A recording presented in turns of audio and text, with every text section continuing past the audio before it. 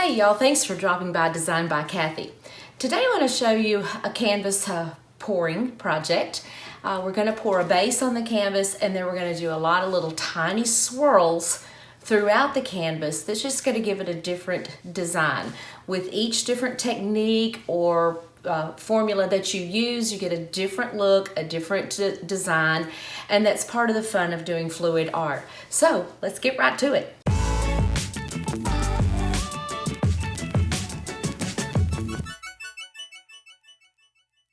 Okay, y'all, so I have here, I think this is 11 by 14 canvas. I am going to be using, this is an evergreen, this is metallic rose gold.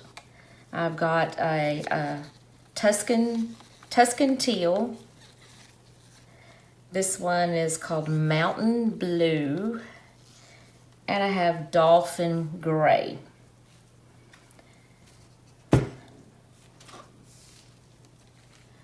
What I'm going to do first is to put down basically my background of what we're going to be putting these rings on. Oops. So to do that, I'm going to just alternate layering my evergreen and my rose gold.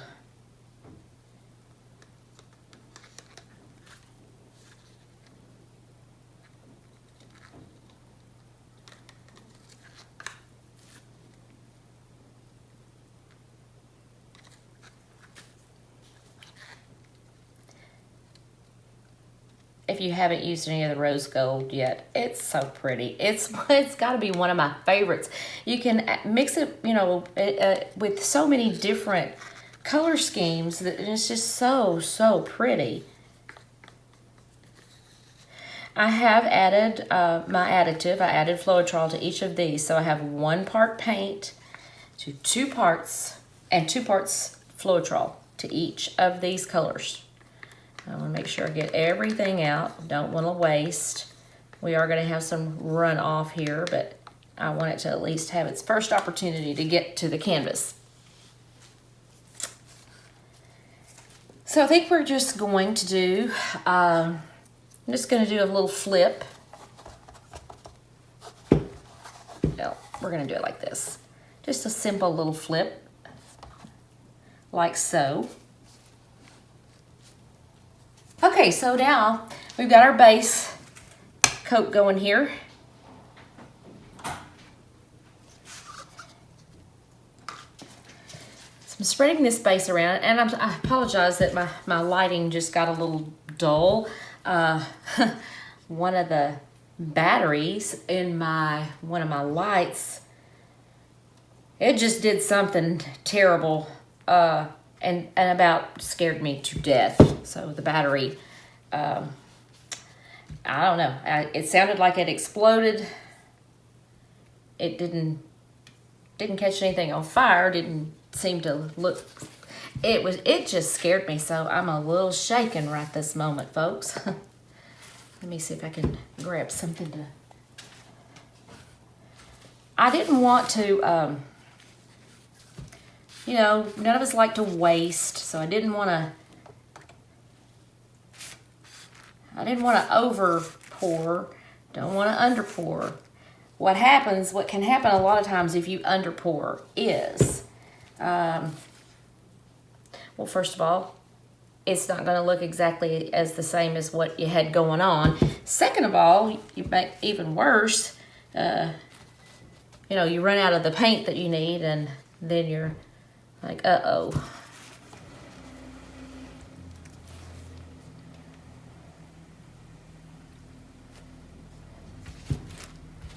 I like to just dip my sides sometimes down in your paint, your overflow, and go ahead and get the sides really good. That tends to help. Okay, I just want to make sure everything's covered. But the background is here for the purpose of being the background. Now I have these 3 colors in my head. They look gorgeous together. Who knows? They may or may not look great once I get them on here, but this is what I keep trying to tell people, and even all you thumbs downer people. Fluid art is to have fun, to experiment, to try new things. You can always go paint over it and do something. And this is what usually happens to me, is I love these colors just like they are. I'm really not gonna, I really don't want to put these on there, but that would defeat me showing you what I wanted to show you with this. So we're gonna do it anyway. But let's remember those colors. If you want to do something with those colors, the evergreen and the rose gold, we'll know that that makes some fun combination there. So I'm going to alternate these three colors. You know, maybe that I should have gone with a white background, but we didn't. So we're going to have to, like I said, go with it and see what happens.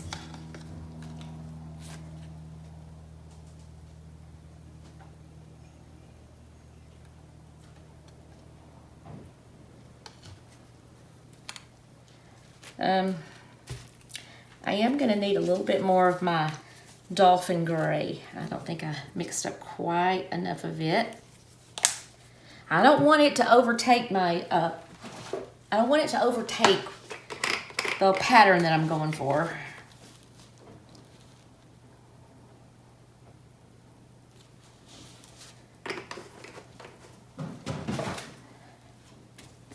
I want it to be pretty subtle.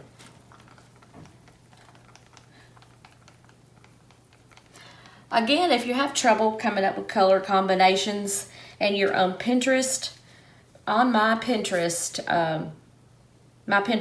page, which is designed by Kathy, I have two spots. It's one of them is art, and one of them is, of course, my Designed by Kathy page. I have pinned a lot of color palettes, and they're just great to give you an idea of these colors that are going to look good together, more than likely. A lot of them come from nature. A lot of them is just various places that just really, really look cool. Okay, so what I'm going to do is, I'm going to get another paper towel because I don't want to get too messy here. I'm going to start with just little tiny rings.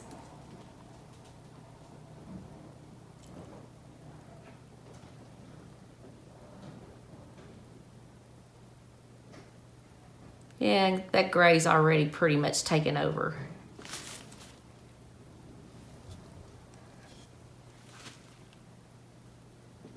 Whoops. We'll have to put a ring there.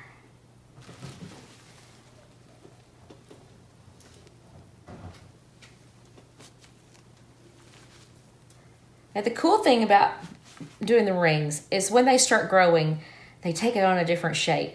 And there's several different ways. Next time I'll do, maybe we'll just do 1/2 just to show you the way you pour it out of here. It's going to come out, and each one of these things is going to give it a different look, it's going to grow differently. Yeah, use a different background and use this background for itself. So, okay, we can already tell the naysayers that I'm already fully aware that the green was pretty all by itself.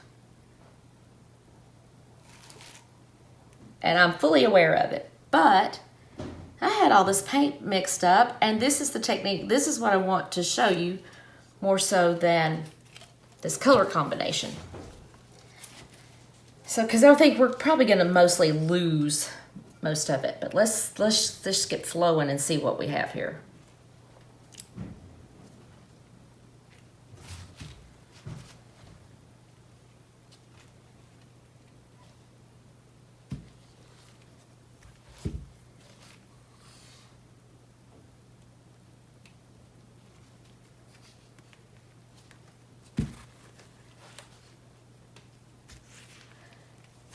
want to just keep a nice little rotation going. I don't want to lose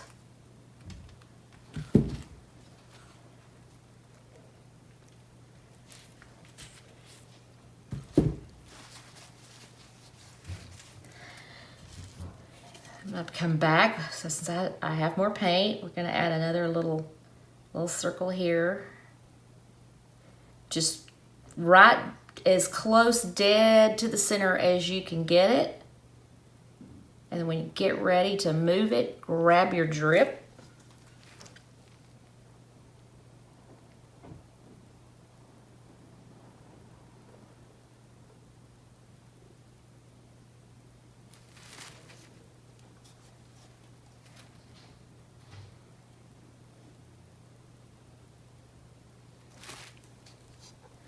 I'll hang on to just a little bit and see. This will go right here. Actually, some of this background is now kind of giving a little of a wood grain effect. It's not screaming the green at me as much. So that's pretty cool. We're just going to keep moving these rings on around the canvas.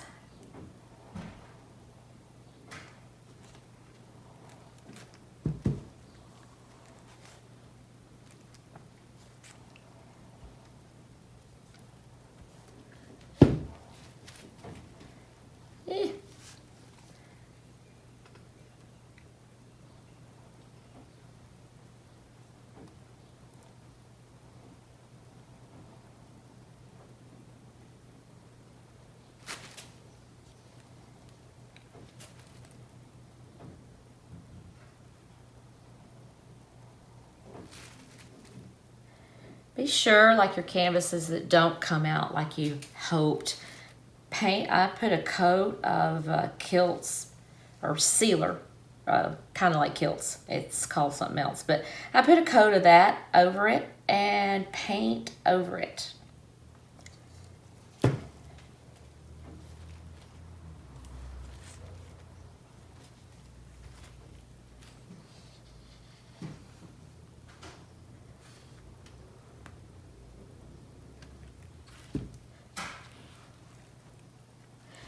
While you may not be happy or like every one of your paint projects, one thing for sure is you will have fun doing your projects.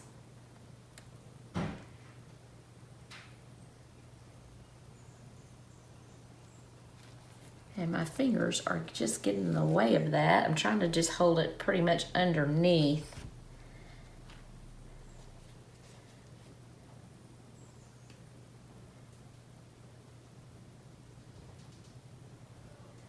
You can see that these are not holding their shape, they're stretching, but they're keeping in line with what I wanted them to do.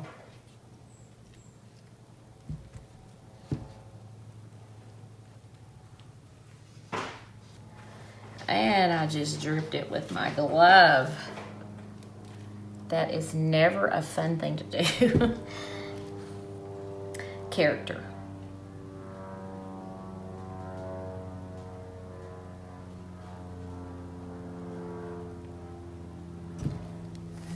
So that's another thing to think of.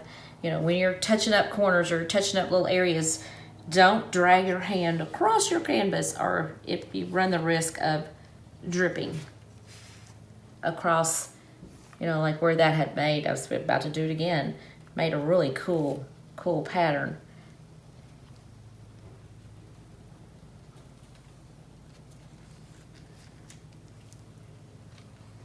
I'm gonna turn this so you guys can see this angle of it, and there we have it. It's definitely different. I think it came out pretty cool.